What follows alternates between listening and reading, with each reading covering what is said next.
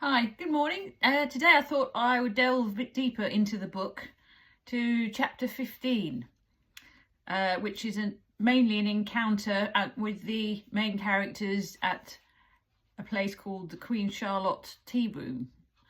So I'm just going to start a little bit into chapter 15 and go from there.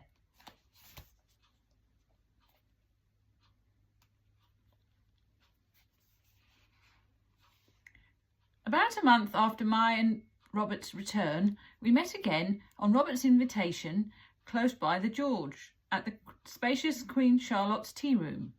I thought it was an unusually staid choice for my brother, as it was mostly frequented by groups of genteel ladies. When I reached the elegant Regency period building, Robert was slouched against the wall by the side of the bow window-shaped doors, smoking a long clay pipe. "How do, sis?" he asked cheerily, cocking his felt hat away from his somewhat ruddy face. As he seized me by the arm and led me through the foyer into the cavernous lounge, I was struck by his outlandish outfit, which was a dramatic change in style and quality from the sombre suit of clothes I had last seen him in. His overcoat was long and loose-fitting, and of a roughly combed wool. Under this, Robert was wearing a bright blue frock coat with a single arrowhead-shaped tail.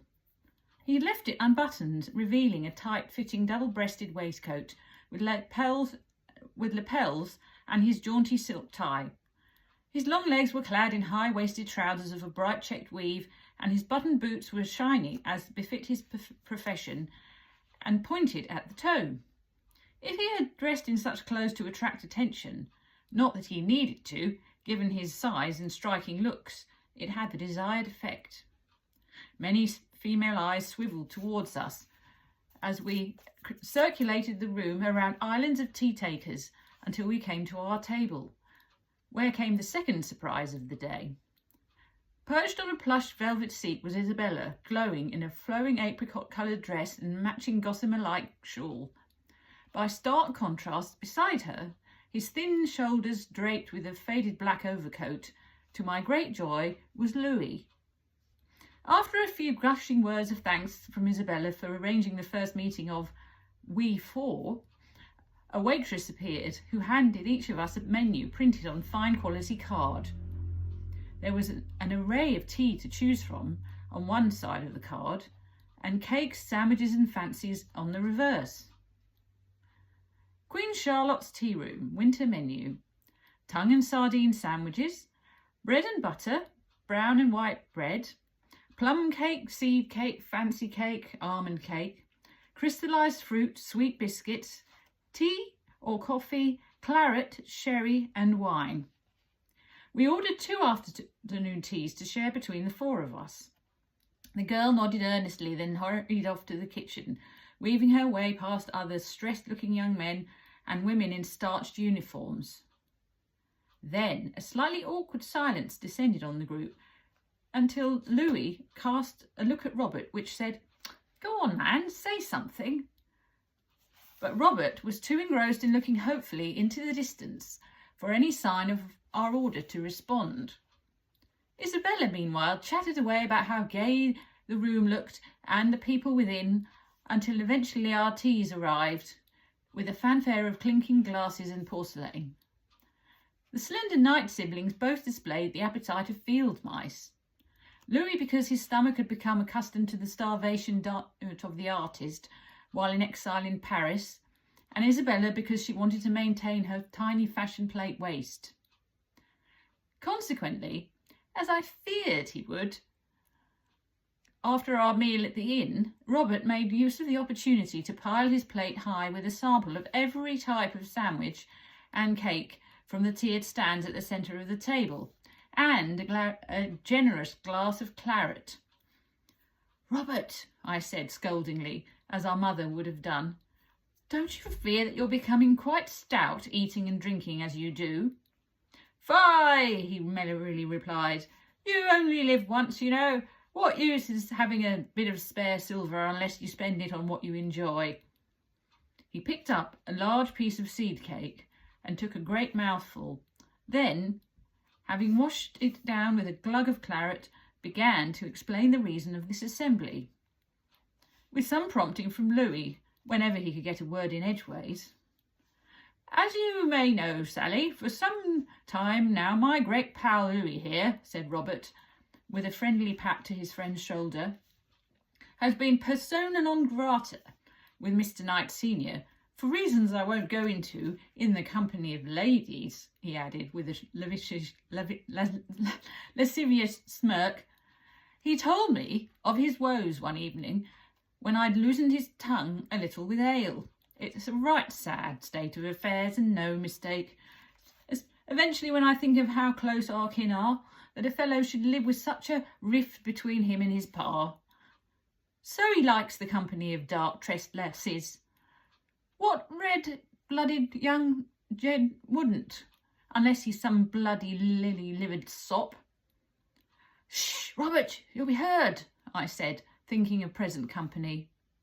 "I know I've had a bit of fun in me time, and I see nought wrong in that, providing no one gets hurt like," he added apologetically, and only in a slightly reduced volume. "Robert, you forget yourself," laughed Louis. "The rosy-cheeked lasses you go about with are one sort, from around Bradford, I'll wager. Eh? Aye? Well, try courting a French beauty, there lies trouble. Even the flirty local barmaids and shopgirls you favour are more acceptable in polite society than a foreigner, unless, of course, she is of noble or royal blood. So that's the heart of the matter, I thought. Thanks to my indiscreet brother, all was about to be revealed."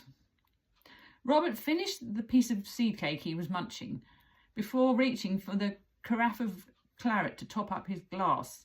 Then he reclined in his seat, laced his strong fingers within each other and rested them on his round belly in the manner that had lately become a habit of his when he was about to expound on a matter.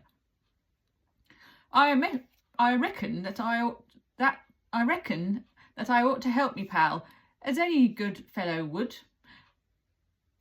The means came to me when I was working my shift at the George, observing the comings and goings, when, strike me, it came to me in a flash." Seizing his opportunity, Robert reached again for the claret, and at this point Louis picked up the story. Isabella remained quiet, seemingly transfixed by Robert's undeniable charisma. "As most of you know," Louis began, "my father is a man of order, application and discipline. Few things impress him more than a self-made man such as himself. This big fellow here," he said, poking a slim finger into Robert's soft middle, "this grand gentleman had the ingenious idea that to heal the rift we two should attempt our own business venture with Mr. Knight as our patron. I have quite a bit squirreled away, what with supervising the young boots and barkeeping, and Louis sold a couple of paintings last week to some bigwig, so he has a bit too.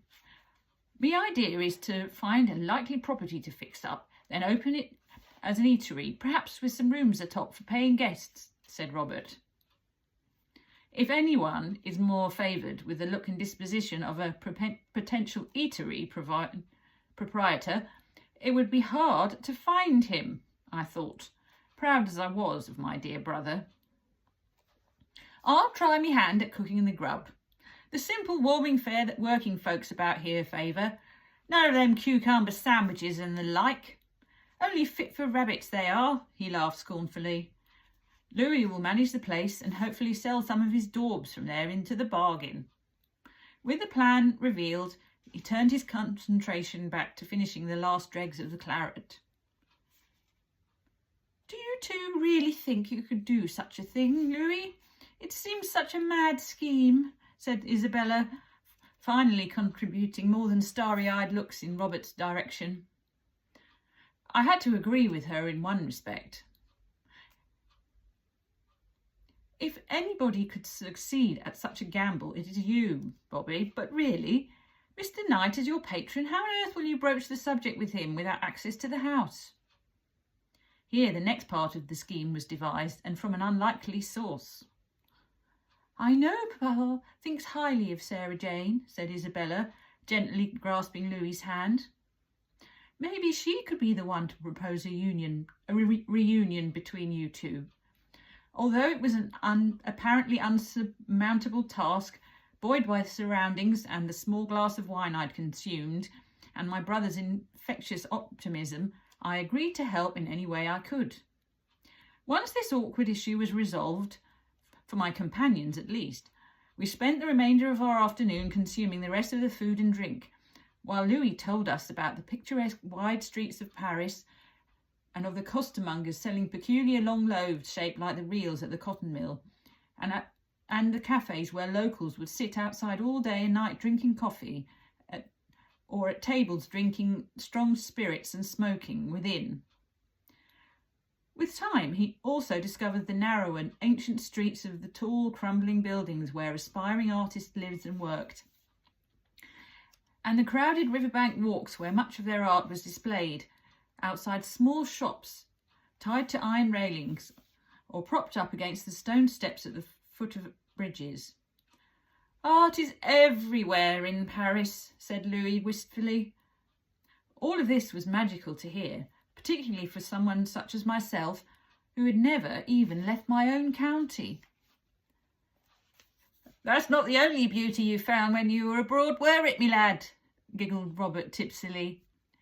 Louis, also a little drunken by now on wine and claret, didn't take much coaxing to respond to this knowing remark, and so it was that the affair was revealed that truly was the last straw.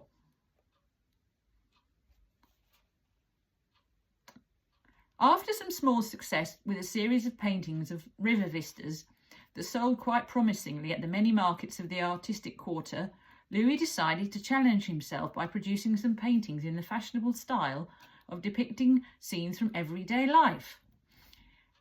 But he knew he was lacking in experience in capturing the human form. I befriended a young Frenchman at a cafe who told me that the penniless girls, actresses mostly, who fill the boarding houses in the poor quarter of Paris, are usually willing to pose for a few francs to avoid starvation, said Louis, blushing slightly, which surprised me somewhat. So it was that he met Sophie, after an embarrassing couple of failed attempts to find a suitable girl, the others being disturbingly young or too disease-ridden. His first meeting with Sophie was at a cafe, as despite his would-be bohemian ideals, he still counted himself as a gentleman in this respect.